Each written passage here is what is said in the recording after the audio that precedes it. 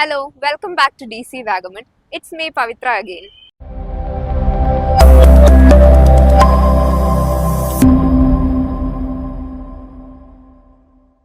അപ്പം നമ്മൾ ഇന്നുള്ളത് കൊച്ചിയിലെ ഫോറം മോളിലാണ്. ഇവിടെ എന്താണെന്നല്ലേ നമുക്കൊന്ന് കണ്ടിട്ട് വരാം.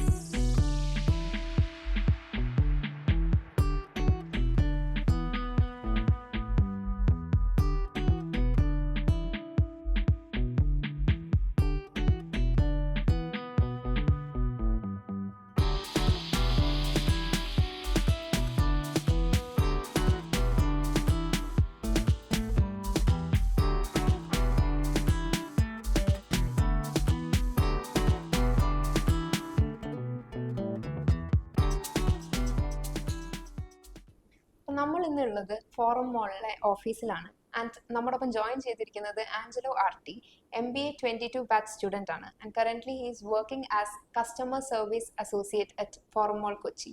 Welcome. Hello. So you may have got to know that MBA 22 batch has achieved 100% placements, and it's not an easy task. So how do you feel getting placed right after your college? First of all, I'm happy that all my friends and the students who studied in a batch got the job opportunities like right after their post graduation. It's not an easy task. There's a lot of competition. People with experience is there. So getting a job right after their studies is actually it's important, and it's actually a crucial turning point.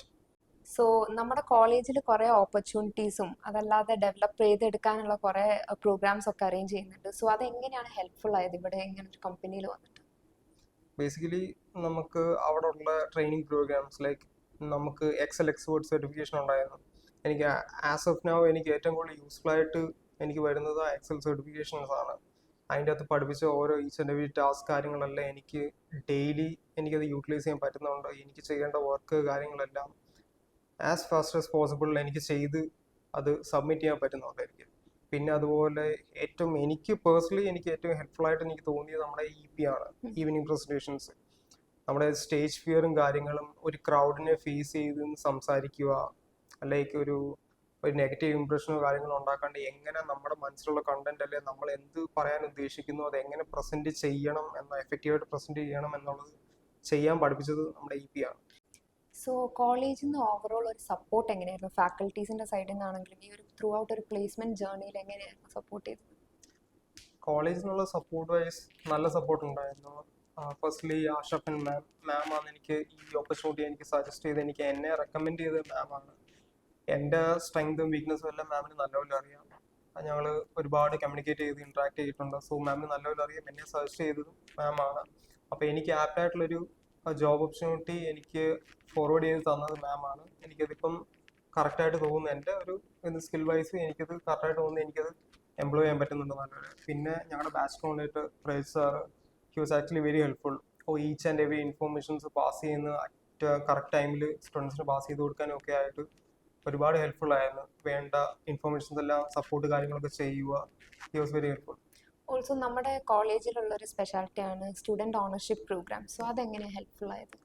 Student ownership programme actually it's actually important thing. കാരണം കോളേജിലോട്ട് വന്നു കഴിഞ്ഞ് ഒരു student നമ്മുടെ ഒരു residential campus കുട്ടികൾ ഇത്തിരി disoriented ആയിരിക്കും.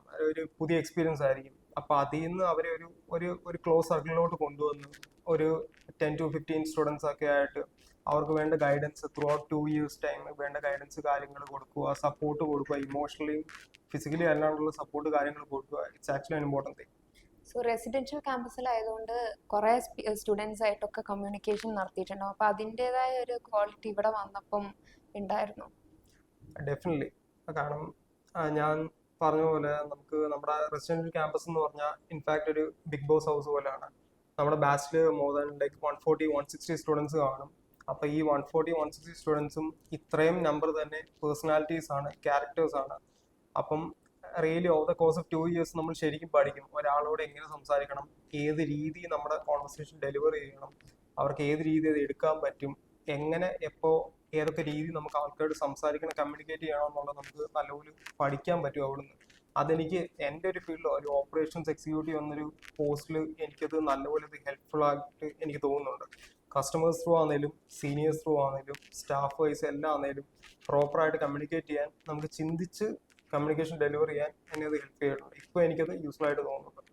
നമുക്ക് നമ്മുടെ കോളേജിൽ പ്രൊവൈഡ് ചെയ്യുന്നതാണ് വേറെ ഇന്ററാക്റ്റീവ് സെഷൻസ്, ഇപ്പോൾ CEOs ആയിട്ടാണെങ്കിലൊക്കെ. സോ അതെങ്ങനെ ഇൻഫ്ലുവൻസ് ചെയ്തത്? സോ നമുക്ക് പ്രോഗ്രാംസ് ആയിട്ട് കോളേജ് വരുന്ന ബ്രേക്ക്ഫാസ്റ്റ് വിത്ത് CEO, അതേപോലെ ഫൈൻ ഡൈനിങ്, അങ്ങനത്തെ ഇവന്റ്സ് അല്ലെ ഇന്ററാക്റ്റീവ് സെഷൻസ് നമുക്ക് വരുന്നുണ്ട്. ഫൈൻ ഡൈനിങ് ബേസിക്കലി നമ്മളെ ടേബിൾ മാനേഴ്സ്, എറ്റിക്വറ്റ്സ് കാര്യങ്ങളൊക്കെ പഠിപ്പിക്കുന്ന ഒരു സെഷനാണ്. അതുപോലെ ബ്രേക്ക്ഫാസ്റ്റ് CEO എക്സ്പീരിയൻസ് ആയിട്ടുള്ള, ഇപ്പം കറന്റ് മാർക്കറ്റിൽ വർക്ക് ചെയ്ത് എക്സ്പീരിയൻസ് ഉള്ള CEOs, ഒരു കമ്പനിയെ ലീഡ് ചെയ്യുന്ന ആൾക്കാരുടെ കാര്യങ്ങളാണ്, അവരുമായിട്ടുള്ള ഇന്ററാക്റ്റീവ് സെഷൻസ്. അത് സത്യം പറഞ്ഞാൽ ഒരുപാട് ഹെൽപ്പ് ചെയ്യും. അവരുടെ പേഴ്സണൽ എക്സ്പീരിയൻസ്, നമ്മൾ ബൈ ദ ബുക്ക് കാര്യങ്ങൾ പോവാണ്ട് ജസ്റ്റ് ബുക്ക് ചെയ്യുന്നുള്ള കാര്യങ്ങളല്ലാണ്ട് റിയൽ ലൈഫിലോട്ട് വരുമ്പോൾ സിറ്റുവേഷൻസ് എങ്ങനെയായിരിക്കും ടേൺ ഔട്ട് ചെയ്യുന്നത്, അത് നമുക്ക് ഒരു ശരിക്കുള്ള ഒരാൾ പറഞ്ഞു തരും, എക്സ്പീരിയൻസ് ഉള്ള ആൾ പറഞ്ഞു തരിക എന്നൊക്കെ പറഞ്ഞാൽ നമ്മൾ ശരിക്കും വർക്കിന് കോർപ്പറേറ്റ് വേൾഡിലോട്ട് ഇറങ്ങുമ്പം ഒരുപാട് ഹെൽപ്പ് ചെയ്യും നമ്മളെ. അതുപോലെ ഫൈൻ ഡൈനിങ് ഇപ്പൊ എനിക്ക് യൂസ്ഫുൾ ആയിട്ട് വന്നൊരു ഇൻസിഡന്റ് ഇവിടെ എന്ന് പറഞ്ഞാൽ, ഞങ്ങൾക്ക് ഇവിടെ ഉള്ള പ്രീമിയം റെസ്റ്റോറൻറ്റ്സ്, അതായത് മീൻ ബൈ ഷെഫ് പിള്ളെ, അതുപോലെ പഞ്ചാബിലെ യൂമി, ഇതിന്റെയൊക്കെ ഓപ്പണിംഗ് സമയത്തും അല്ലെങ്കിലൊക്കെ നമ്മളെ ഇൻവൈറ്റ് ചെയ്യും അവര്. അത് പോയി എക്സ്പീരിയൻസ് ചെയ്യാൻ, അവിടുത്തെ ഒരു കാര്യം എക്സ്പീരിയൻസ് ചെയ്യാൻ വേണ്ടിയിട്ട് നമ്മളെ ഇൻവൈറ്റ് ചെയ്യും അവര്. അപ്പൊ അവിടെ പോകുമ്പം റിയലി എനിക്ക് ഹെൽപ്ഫുൾ ആയിട്ട് തോന്നിയത് നമ്മുടെ ആ ഫൈൻ ഡൈനിങ് സെഷൻ. ഒരു ഫോർക്ക്, സ്പൂണ്, കാര്യങ്ങൾ, ഡിഫറെന്റ് കൈൻഡ്സ് ഓഫ് കട്ട്ലറി കാര്യങ്ങളൊക്കെ, ഇതൊക്കെ എങ്ങനെ യൂസ് ചെയ്യാം, അതിന്റെ ടേബിൾ മാനേഴ്സ് കാര്യങ്ങളൊക്കെ അവിടെ സത്യം പറഞ്ഞാൽ എനിക്കത് യൂട്ടിലൈസ് ചെയ്യാൻ പറ്റി.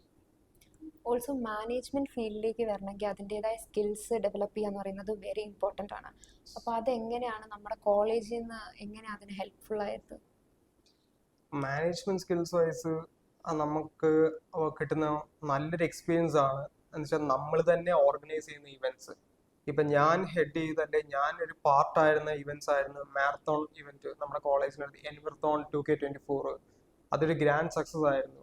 ഒരു ഓൾ ഓവർ കേരള നിന്നുള്ള മാരത്തോൺ പാർട്ടിസിപ്പൻസ്, റണ്ണേഴ്സിനെ കൊണ്ടുവന്ന് ഇൻവൈറ്റ് ചെയ്ത് നമ്മുടെ അവിടെ അതിൽ പാർട്ടിസിപ്പേറ്റ് ചെയ്ത് സ്വന്തമായിട്ട് ഫണ്ട് കളക്ട് ചെയ്ത് അതിനുള്ള വേസ് ഉണ്ടാക്കി അത് ഒരു ഇവന്റ്, അത്രയും വലിയൊരു ഇവന്റ് ഓർഗനൈസ് ചെയ്ത് എടുക്കുക എന്ന് പറഞ്ഞാൽ it was not a small thing. ഞങ്ങൾ ദിവസങ്ങളോളം ഞങ്ങൾ അതിന്റെ പുറകെ ഉറക്കമുളച്ച് വരെ നടന്നിട്ടുണ്ട്. അതുപോലെ മെഡിക്കൽ ക്യാമ്പ്, നമ്മുടെ ആ വാഗമൺ റീജിയനിൽ തന്നെ ഏറ്റവും വലിയ മെഡിക്കൽ ക്യാമ്പ് ടിൽ 2024 ആയുള്ള ഏറ്റവും വലിയ മെഡിക്കൽ ക്യാമ്പ് ആയിരുന്നു ഞങ്ങൾക്ക് ഓർഗനൈസ് ചെയ്യാൻ പറ്റിയത്. മോർ ദാൻ 300 സംതിങ് ആൾക്കാർ വന്നിട്ടുണ്ടായിരുന്നു. അപ്പം അതും ഒരു ബിഗ് സ്കെയിലുള്ള ഇവന്റ് ആയിരുന്നു. അത് നിന്ന് ഹെഡ് ചെയ്ത് അതൊരു സക്സസ്ഫുൾ ഇവന്റ് ആക്കി എടുക്കാൻ ഞങ്ങൾക്ക് പറ്റി.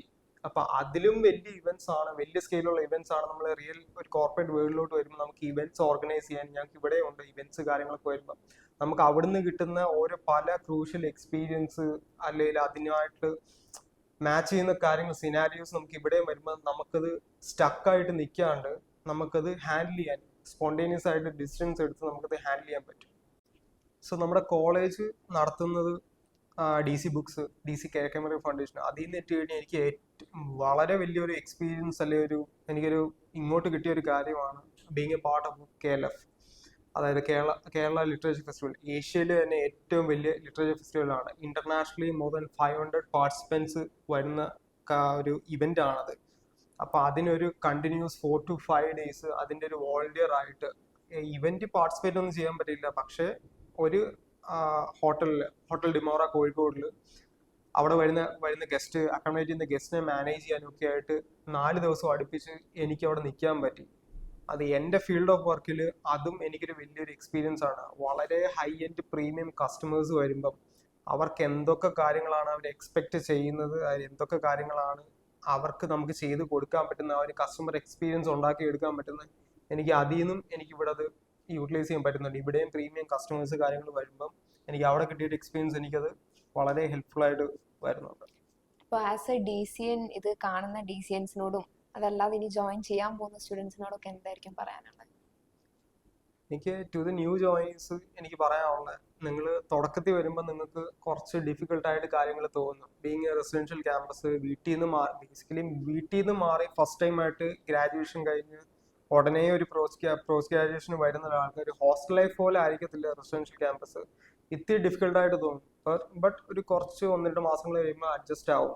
പക്ഷേ 2 വർഷം നിങ്ങൾ അവിടെ പഠിച്ചിറങ്ങുമ്പം നിങ്ങൾക്ക് ഒരുപാട് കാര്യങ്ങൾ മനസ്സിലാക്കാൻ പറ്റും. മെയിൻലി ഇന്റർപേഴ്സണൽ സ്കിൽസ്, ആൾക്കാരുമായിട്ടുള്ള കമ്മ്യൂണിക്കേഷനും കാര്യങ്ങൾ, എങ്ങനെ നമുക്ക് മാനേജ് ചെയ്യാം സിറ്റുവേഷൻസ്, വഴക്ക് പ്രശ്നങ്ങളൊക്കെ ഉണ്ടാവും. കുറേ പേര് ഒരുമിച്ച് നിൽക്കുമ്പം കുറേ പ്രശ്നങ്ങൾ വരും.